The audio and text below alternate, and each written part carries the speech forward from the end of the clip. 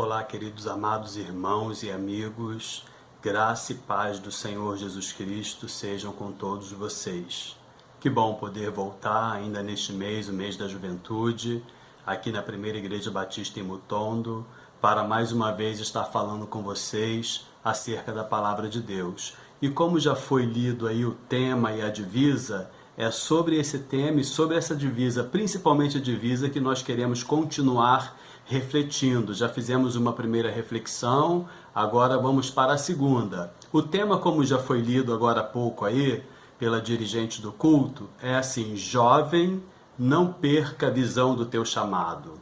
E a divisa: o Deus de toda graça que os chamou para a sua glória eterna em Cristo Jesus, depois de terem sofrido por um pouco de tempo, os restaurará, os confirmará, os fortalecerá e os porá sobre firmes alicerces. 1 Pedro 5:10. Vamos orar mais uma vez?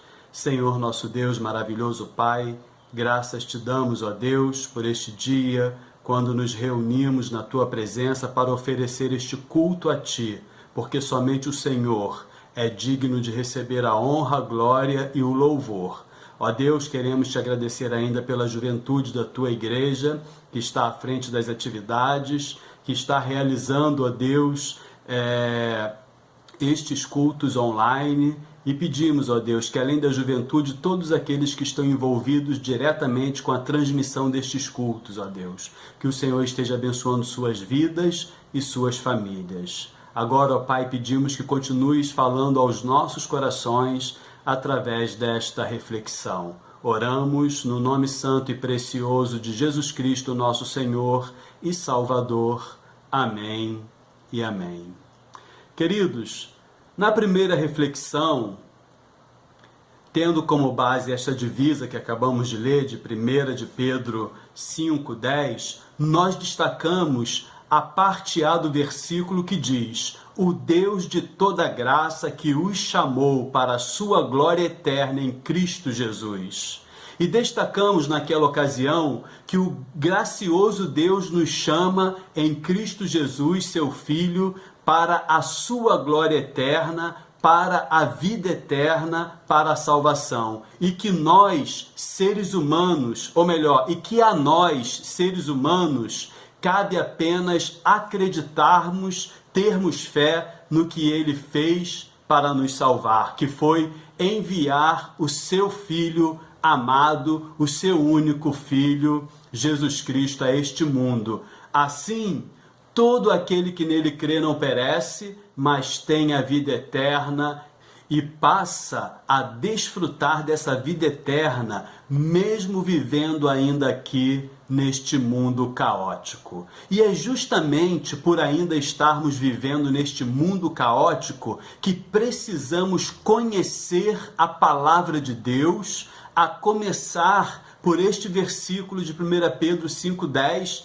e o que nós queremos destacar nesta reflexão desta noite, deste dia, a parte B, que diz assim: depois de terem sofrido por um pouco de tempo, os restaurará, os confirmará, os fortalecerá e os porá sobre firmes alicerces. O fato de sermos chamados para a salvação pelo próprio Deus não nos isenta de sofrimentos. Não é verdade? Você pode falar, pode testemunhar, assim como eu também posso testemunhar, que o fato de nós sermos chamados e termos atendido ao chamado para a salvação em Cristo Jesus, chamado esse que foi feito pelo próprio Deus e que Ele faz a cada um, o fato de nós termos atendidos a este chamado não nos isenta de sofrimento. Por isso, neste verso, assim como em outros da primeira carta de Pedro e dos escritos do apóstolo Paulo, o assunto, o sofrimento dos cristãos, sempre é abordado. Porque os apóstolos, melhor do que nós, talvez, nesse tempo, souberam muito bem o que é sofrer, o que é padecer, o que é ser perseguido por causa do Evangelho, por causa do amor de Cristo Jesus.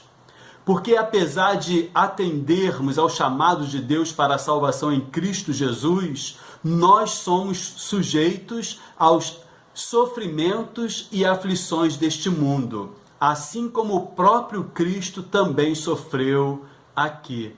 Mas não podemos esquecer o que ele mesmo disse e que está registrado em João 16, 33. O que está registrado em João 16, 33. As palavras do Senhor Jesus: tenho-vos dito isto para que em mim tenhais paz. No mundo tereis aflições, mas tende bom ânimo. Eu venci o mundo. E o apóstolo Pedro diz: depois de terem sofrido por um pouco de tempo. Ele usa a expressão por um pouco de tempo para mostrar que qualquer sofrimento que vivenciarmos aqui, mesmo que soframos durante toda a vida, todo o tempo de nossa vida, todo o tempo que tivermos aqui neste mundo, esse tempo é pouco comparado com a vida eterna que Deus nos outorgou, que Deus nos deu através de seu Filho Jesus Cristo. O apóstolo Paulo, escrevendo aos Romanos, no capítulo 8, versículo 18, corroborou com essa ideia ao fazer a seguinte afirmação: porque para mim tenho por certo que os sofrimentos do tempo presente não podem ser comparados com a glória a ser revelada em nós. Mas Pedro ainda escreveu que algo aconteceria depois do tempo de sofrimento. Ele afirmou que o Deus de toda graça nos restaurará, nos confirmará, nos fortalecerá e nos porá sobre firmes alicerces. Quando o apóstolo Pedro escreveu estas palavras, lá no primeiro século da era cristã, os cristãos estavam sofrendo grandes perseguições, principalmente pelo governo dominante, o Império Romano, pois não se dobravam para adorar o imperador e não se rendiam à influência da cultura pagã.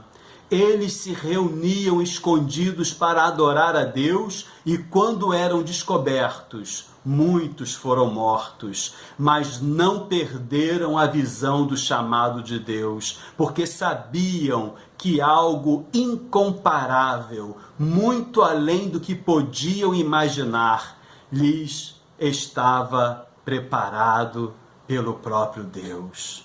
Queridos irmãos e amigos que participam deste culto conosco neste dia, nesta noite, que nós possamos nos voltar para Deus, independente das aflições deste mundo, independente dos sofrimentos que aqui vivemos por causa da nossa fé, independente das perseguições veladas ou não que nós passamos neste mundo, porque algo incomparável, nas palavras do apóstolo Paulo na segunda carta aos Coríntios, na visão que ele teve do céu, algo inefável. Nós não encontramos palavras a não ser aquelas mesmas que a própria Bíblia nos revela, que haverá um lugar que não tem sofrimento, não tem dor, não tem choro, não tem pranto, não tem tristeza, só alegria, louvor, onde nós estaremos servindo continuamente a Deus,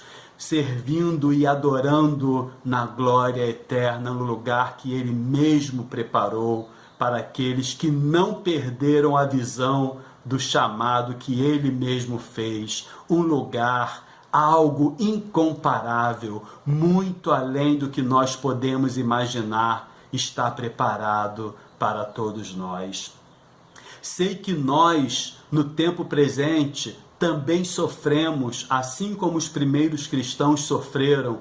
Inclusive sofremos perseguições por sermos cristãos. Mas Pedro também escreveu nesta mesma carta, no capítulo 4, versículo 16: mas se sofrer como cristão, não se envergonhe, Pelo contrário, glorifique a Deus por causa disso.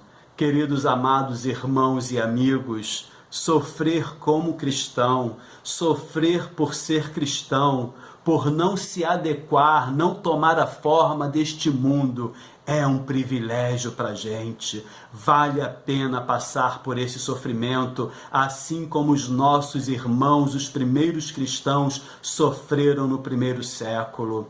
Podemos passar por grandes dificuldades e, de fato, nós estamos passando neste momento. Estamos sendo tolhidos, limitados, né? A pandemia tem trazido grandes sofrimentos para o povo de Deus, tem trazido muitas dificuldades, mas nós não podemos nos deixar abater, nós não podemos nos deixar abater, não podemos nos deixar ser tomados pela apatia espiritual, pelo fato de não estarmos podendo nos reunir na igreja. Muito pelo contrário, por todas as lutas, por todas as dificuldades, pelas aflições que este mundo tem colocado sobre as nossas vidas, principalmente pelo fato de nós sermos cristãos, devemos dar graças a Deus, sempre agradecer a Deus. Se sofrer como cristão, escreveu o apóstolo Pedro, não se envergonhe. Pelo contrário, glorifique a Deus por causa disso.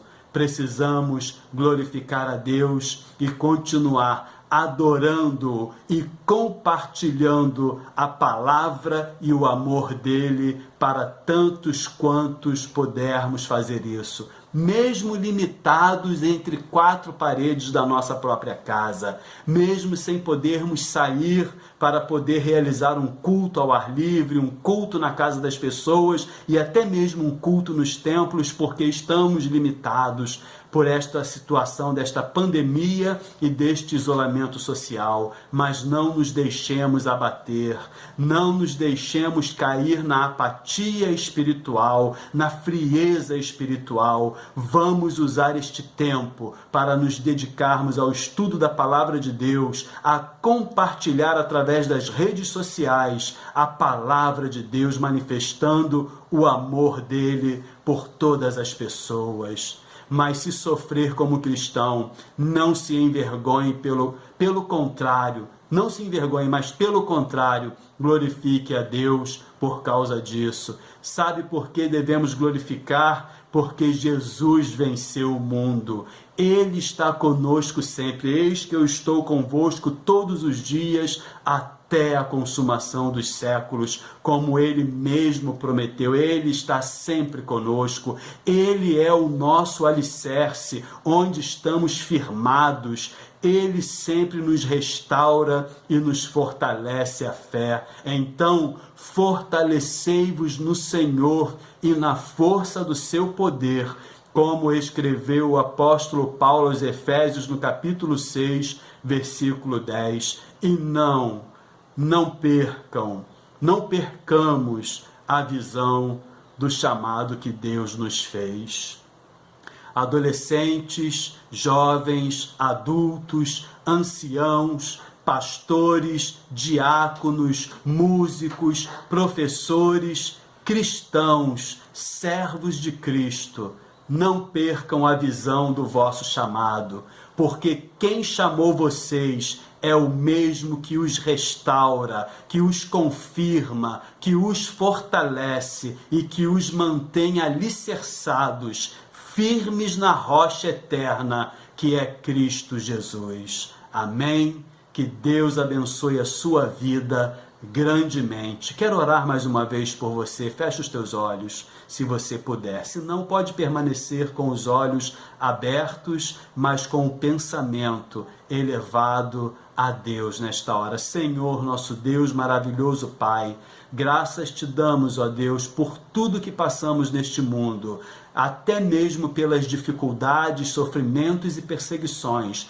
porque sabemos, ó Deus, que o Senhor está conosco em todos os momentos. E sabemos, ó Deus, que o Senhor nos restaura, nos confirma e nos firma, nos afirma, nos fortalece na rocha que é Cristo Jesus, na rocha eterna que é o nosso Senhor e Salvador. Senhor Cristo Jesus. Muito obrigado, ó Deus. Quero orar pelos meus irmãos e pelos meus amigos que participam deste culto, que se porventura, diante de todas essas dificuldades que estamos enfrentando neste tempo, estão passando por algum esfriamento espiritual, estão passando por um certo tipo de apatia espiritual que talvez o inimigo tenha colocado em suas mentes e em seus corações, que o teu Espírito Santo possa restaurar estas vidas, restaurar a fé, o ânimo, a força, para que possam continuar caminhando na presença do Senhor, servindo ao Senhor e testemunhando do teu amor e da tua palavra, que é viva e eficaz e que tem o poder